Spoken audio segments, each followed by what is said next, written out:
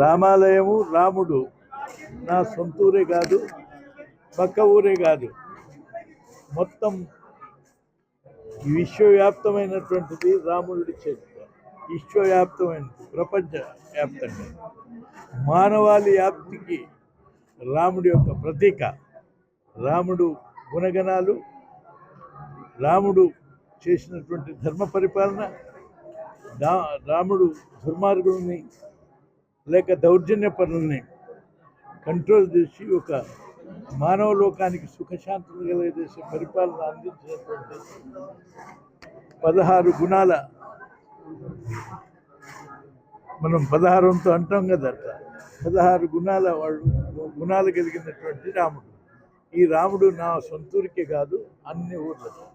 అలాంటిది ప్రతి ఊర్లో కూడా ఇటువంటి రామాలయాన్ని నిర్మించుకొని ఆయన చరిత్రతో పాటు ఆయన గుణగణాలను స్మరించుకుంటూ ఆ గ్రామం ఏ విధంగా అందరూ ఐక్యతతో సుఖశాంతులతో వర్ధిల్లాలనే దానికి నాంది ప్రస్తావన. ఇదే భారతదేశం అంతా కూడా వెదజల్లాలని. అందుకని ఇవాళ అయోధ్యలో కట్టిన రాముడంతో మన ఊర్లో ఉన్న రాముడు అంతే, అయోధ్యలో ఉన్న రాముడి ప్రచారం ఎంతో మన ఊర్లో ఉన్న రాముడి ప్రచారం అంతే. కానీ నేను పుట్టిన ఈ గ్రామంలో కూడా మీరు రామాలయం యొక్క ప్రత్యేకతని, రామాలయాన్ని నిర్మించడంతో పాటు నిర్వహిస్తూ తగినటువంటి అభివృద్ధి చేస్తూ మీరు ఆ స్ఫూర్తి పొందుతున్న మీలో నేను కూడా కొంతసేపు మీ ఊరివాడిగా మీతో జాయిన్ అయినా, అది రాముడు అనేవాడు మనందరికీ ఒకటి అనేటువంటి విషయాన్ని మీరు తెలియజేస్తూ, ఇప్పుడే మన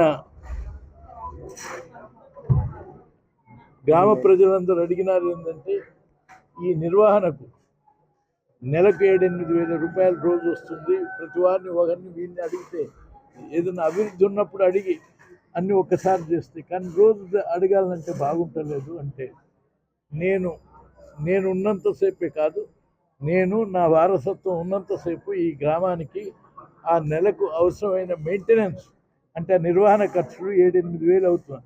ఆ 7-8 వేలకు కావలసినటువంటి డబ్బును డిపాజిట్ చేసి మన యాదగిరి ద్వారా మీకు నెలకు పోయి 7-8 వేలు అడుక్కొచ్చుకొని ఈ నిర్వహణ చేయటం, మీ ఎవ్వరి మీద భారం లేకుండా. కానీ రాముడి గుణగణాలు కలిగి మెదులుకోండి, రాముడి యొక్క ఆలోచన విధానాన్ని రంగరించుకోండి. రాముడు చేసినటువంటి పరిపాలన ఎట్లుండాలనో మన గ్రామ పరిపాలన అట్లా ఉండాలనుకోండి. మన గ్రామ పరిపాలన చూసి దేశమంతా ఇట్లా ఉండాలని చెప్పి అనుకునేటట్టుగా నిర్వహించుకోవాలని నా మిత్రులకు అందరికీ, ఈ ఊరి ప్రజలందరికీ తెలియజేస్తాను. For more videos like this, subscribe Big TV channel.